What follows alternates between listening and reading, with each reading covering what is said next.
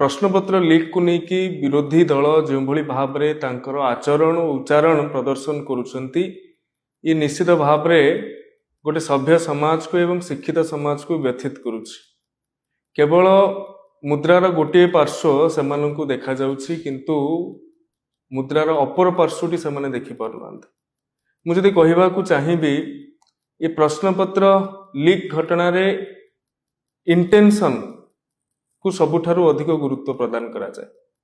भारत वर्ष रे भाजपा शासनाधीन हेबा परठारु एवं ओडिशा रे मध्य भाजपा शासनाधीन हेबा परठारु प्रश्नपत्र रे केउ भली भाव रे स्वच्छता अणा जाई पारिबो सेतिपई सर्वाधिक ध्यान आम माने दैछंती। आपण माने जानिथिबे जे कांग्रेस सरकार जेतेबेले केंद्र रे शासनाधीन थिला सेतेबेले 2004 मसिया रे एआईपीएमटी पेपर लीक रो कथा अछि। 2006 रे सीबीएसई क्लास 12 रो अकाउंटेंसी पेपर रो लीक रो कथा अछि। 2007 रे एआई ट्रिपल पेपर लीक कथा अछि। 2008 रे पीएमटी मे 2011 रे एआई ट्रिपल 2012 रे एम्स एंट्रेंस पेपर 2013 2014 ये अनेक उदाहरण सेतिरे अछि। किंतु इंटेंशन से समय रे सरकार रो कौन थिला लोक माने संदिहान रे थिले।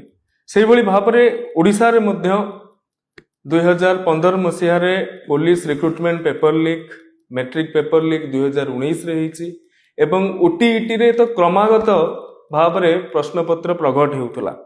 2016 मसिया कहंतु 2019 मसिया कहंतु 2022 मसिया कहंतु लक्ष लक्ष आशायी छात्र छात्री प्रति को व्यथित करुतला।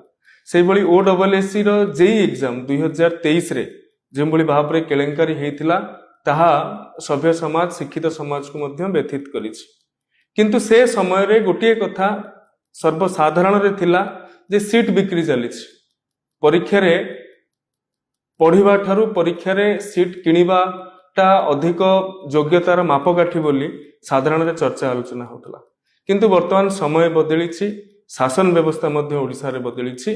जो व्यक्ति आज गोटे एभली एक संवेदनशील व्यवस्था को राजनीतिर रुटी सेखिबार व्यवहार करुछंती तांकर नेतृत्व नेउथुबा समय रे जो भली भाव रे ये सब घटना गुड़िक घटी आसुथला एवं सेही व्यवस्था देकी ही आमे सरकार को आस्तिलु। किंतु आमर मुख्यमंत्री श्रीजुक्त मोहन माझी महोदय नेतृत्व रे जेतेबेले सरकार रे नुआ आईन अणागला विधानसभा रे प्रश्नपत्र प्रकट करने कथा को लेकी जेतेबेले आमे सब इन्स्पेक्टर एग्जाम बेले त्वरित ढंगरे आमे पदक्षेप नैथिलु एवं 100 रु अधिक व्यक्ति विशेष को कोर्ट चलाण करा जायथिला। से समय रे गोटे सरकार रो इंटेंशन सामना को आस्तला।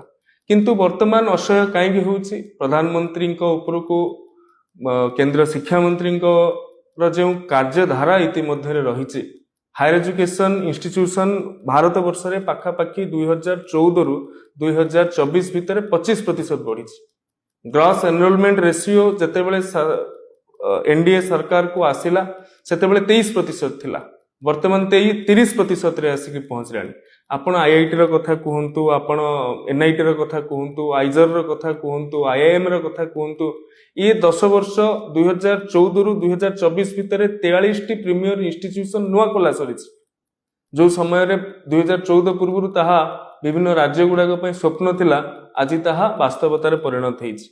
तेणु किछि राजनैतिक दल वर्तमान छात्र आंदोलन को जो भाव रे भ्रमित करुछंती एवं केंद्र शिक्षा मंत्री जो प्रयास रही जातीय शिक्षा नीति को लागू करिबारे पीएम श्री रो कथा कहंतु, पीएम उषा रो कथा कहंतु, निपुण भारत मिशन रो कथा कहंतु, ये सब को लागू करैला परे गोटे उपनिवेशवादी मानसिकता रे जो भाव रे भारतीय शिक्षा व्यवस्था जर्जरित होउतिला सेतरु मुक्ति मिलिछि। ए आंदोलन को बा ए प्रकार घटना को को माने निया दउछंती जो मानकु बाधिछि जातीय शिक्षा नीति 2020 रो अनुपालन ओडिसा रे मध्य होई नथिला। आम सरकार आसिला पर आमे जातीय शिक्षा नीति को अनुपालन करिथिलु एवं मातृभाषा रे शिक्षादान मातृभाषा को गुरुत्व प्रदान जो मानकु बाधिछि से माने वर्तमान ए प्रकार विभ्रांतिकर परिस्थिति सृष्टि करुछंती। जो मानकु बाधिछि जरूरीकालीन परिस्थितिर कथा पाठ्यपुस्तक स्थानित हवा जो मान को बाझी सर्जिकल स्ट्राइक भारतीय सेनार परम सूर्यर कथा पाठ्यपुस्तक स्थानित हवा एवं जो मान को भी बाधी मुगल साम्राज्यर जो प्रकार कला कारनामा थिला ताहाकू हटेई दबा जो मान को बाधी जे आंचलिक भाषा गुड़िकर गुरुत्व सर्वभारतीय स्तर में बढ़िबा से मान ही कथा को विभ्रांति करुचंती किंतु ए विभ्रांति बेसी दिन रो नुहे निश्चित भाव में भारतीय छात्र समाज भारतीय युव समाज सजग हेलानी यार जवाब निश्चित भाव में आगामी दिन में दे पारिबो। नमस्कार।